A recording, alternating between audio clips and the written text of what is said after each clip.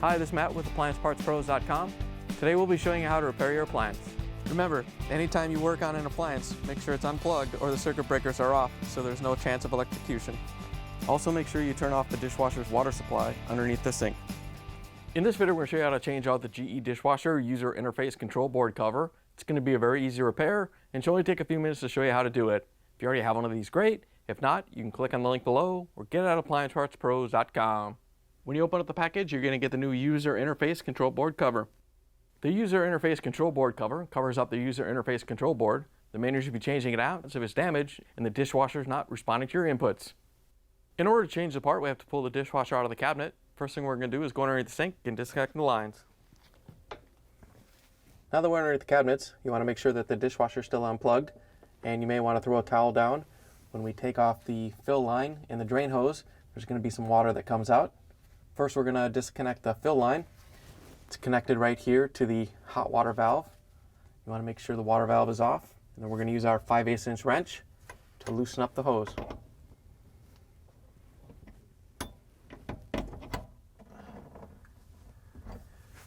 Once you have it broke free, you can just reach in and unscrew it by hand.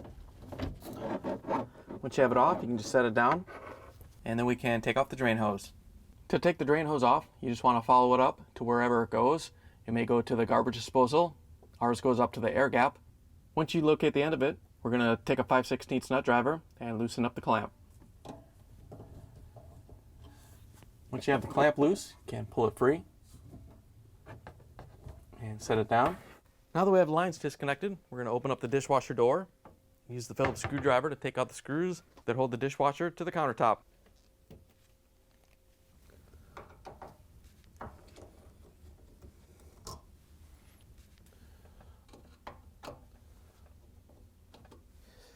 Now that we have the screws out, we're going to lift up on the door and use it to carefully pull the dishwasher out a little bit. Once you have it out, we can grab the frame and we're going to pull it out about halfway. We're not going to pull it out all the way. Now we're going to use the 1/4" nut driver to take off the screws that hold on the access panel.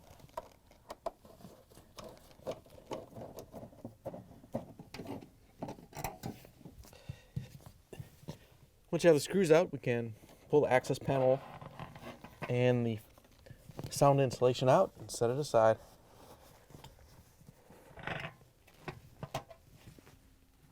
Now that we have the access panel and the insulation out of the way, we can disconnect the wiring harness. There's a little locking tab right here. You just have to press on to release it. And we're going to follow it up, and there's a little clip that hooks it to the tub. We're just going to unhook it from there. Now we can release the door cables. There's one on each side. They both come off the same way. All you have to do is grab the end here and lift it off the hinge. And then they make a little cable holder right below it that you can just hook it into and let go. That way it doesn't spring back and unhook the spring. Now we can do the door cable on the other side. It comes off the same way. Now that we have everything disconnected, we can take the door off. We're just going to open it up a little bit. And you want to lift up on it so the pins come out of the hinge. Don't open it too far, otherwise they won't come out. Just enough to get them out.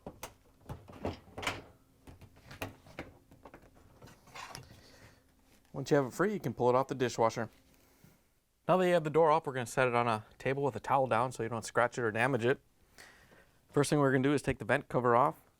We're going to use a flathead screwdriver just to break it free. Just want to get it on the tab right there and just tap it. Once you have it free, you can just unscrew it, take it off and set it aside. Now we're at the bottom of the door. There's 2 screws on each side that we have to remove in order to separate the 2 panels. We're going to use a 1/4" nut driver to take them out.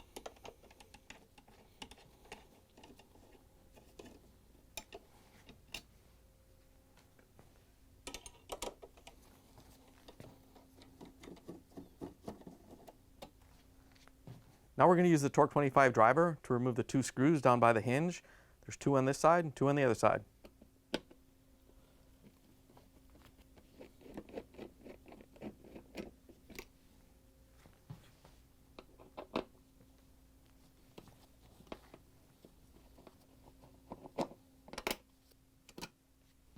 Now we're going to turn the door over so we can take the front panel off.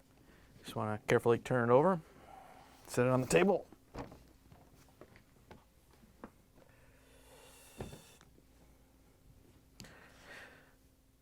Once you have it off, we're going to separate the two sides. You have to pull down on the outer door to separate it from the inner door.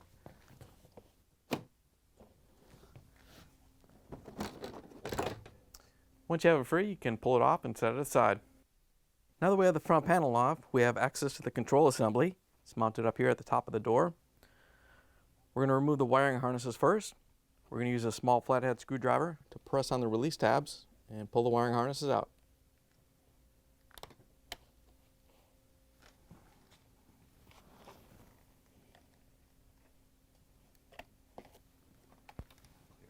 Now we can use the 1/4" nut driver to remove the 4 screws that hold it in.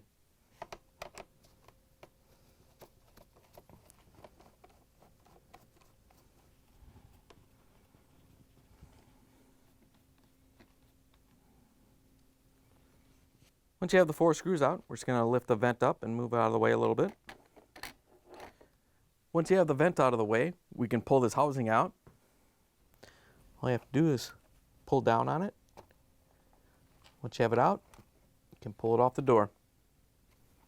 Now that we have the assembly off, we have to take the control board cover off. There's 4 locking tabs on each side that hold this plastic cover on with the buttons. We're going to use a putty knife and a small screwdriver to release them. We're going to press on the tab with a small flathead screwdriver to get it to release. And then we're going to stick the putty knife in there to hold it open so it doesn't snap back closed.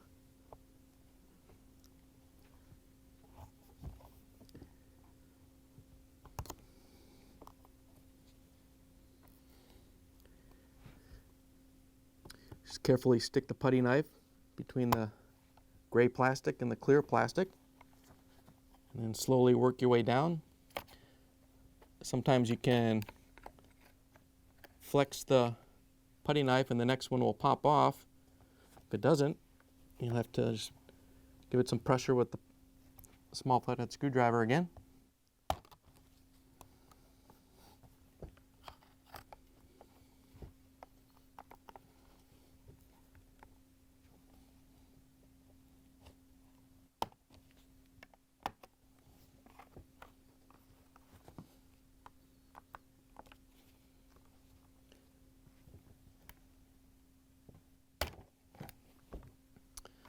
Once you have them all off, we can pull the user interface control board cover off. Here's the old user interface control board cover next to the new one. If you already have one of these, great. If not, you can get it at appliancepartspros.com. They don't give you buttons on the new one, so we'll have to swap them over before we put it on. The buttons are just pressed on there, and they all have their own little indent, so you can't mix them up. But the rubber is a little tight to put the buttons on there on the new one. So on each one, we're just going to put a little drop of water on there to make it easier to push the button down. If you have to, you can hold the button from behind while you compress it and get it on there, and then just go ahead and do the rest.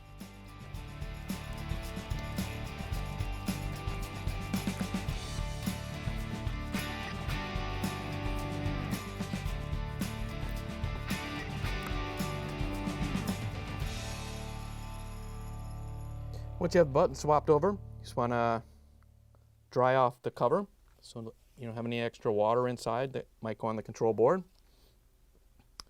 Once you have it dried off, we can put it onto the assembly. To put the cover on, you just want to line it up so the square is with the display right there, and snap it on.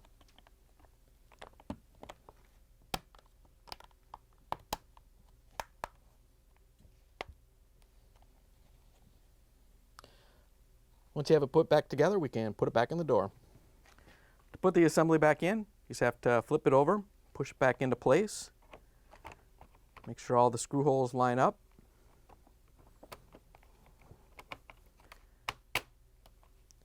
Once you have it in place, we're going to lift the blower assembly back up and set it in place. Once you have the blower in place, we can use the 1/4" nut driver to put in the 4 screws that hold the assembly in.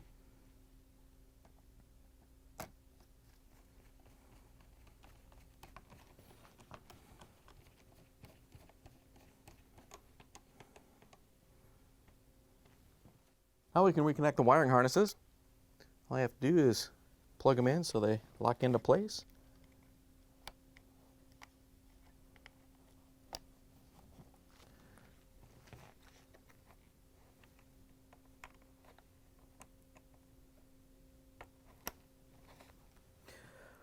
Once you have those connected, you can put the door back together. To put the outer door on, when you set it in place, you want to make sure that these tabs right here go into the slots on the door. And then you also want to make sure that the tabs here on the top of the panel go underneath the control panel.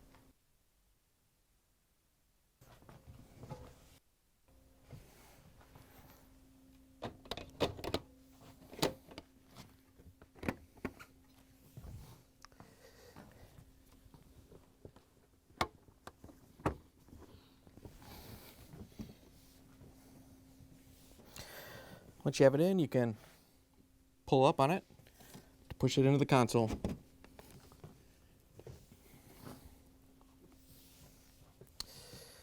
Now that you have the door put back together, we're going to carefully turn it over. And we're going to use the Torx 25 driver to put in the screws on the side.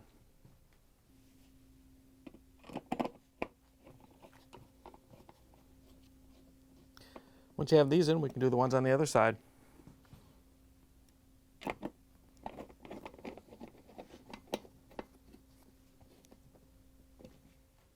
Now we could use the 1/4" nut driver to put in the screws that hold the bottom of the door together.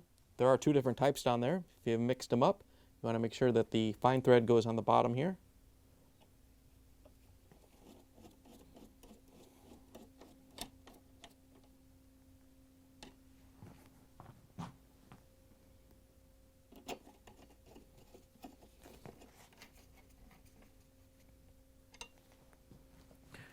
Now we can put the vent cover back on.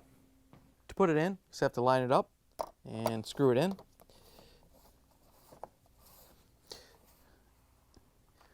Once you get it snug, you just want to take the flathead screwdriver and tap it a little bit so it's nice and tight so you can get a leak. Now that we have the door put back together, we can put it back on the dishwasher. To put the door back on, all you have to do is line up the hinges and set the pins in there.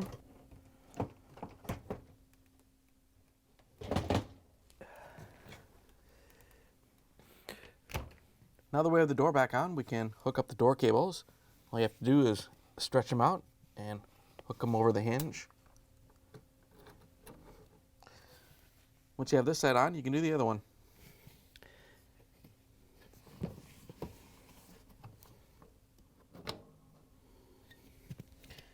Now we can reconnect the wiring harness underneath. We're going to reach in and hook it over the hook so it's held in place. Once you have it in place, you can grab the plug it into the control board. Just want to make sure you plug it in so you get a good connection. It snaps in.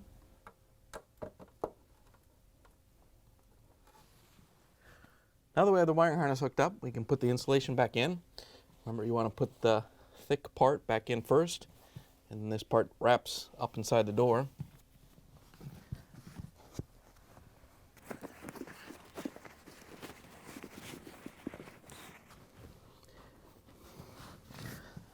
Once you have it in place, we can set the access panel in and use the 1/4" nut driver to put in the screws.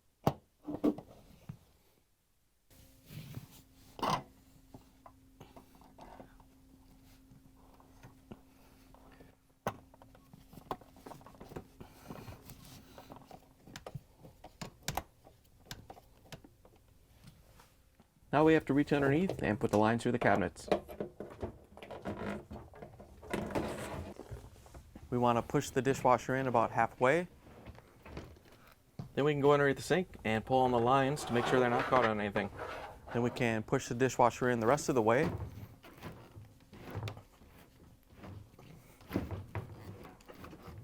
Now we can reconnect the drain hose to the air gap. Once you have it pushed up into place, we're going to use our 5/16" nut driver to tighten down the clamp. Once you have the drain line hooked up, we can hook up the water line. All you have to do is get it started by hand.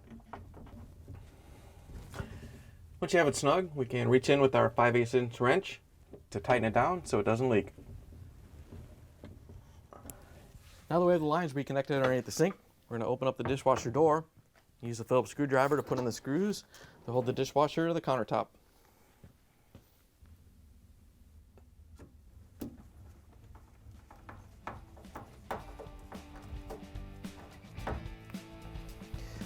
Now that we have the screws in, we can close the dishwasher door. Then we can plug it back in, turn the water back on, and take it for a spin.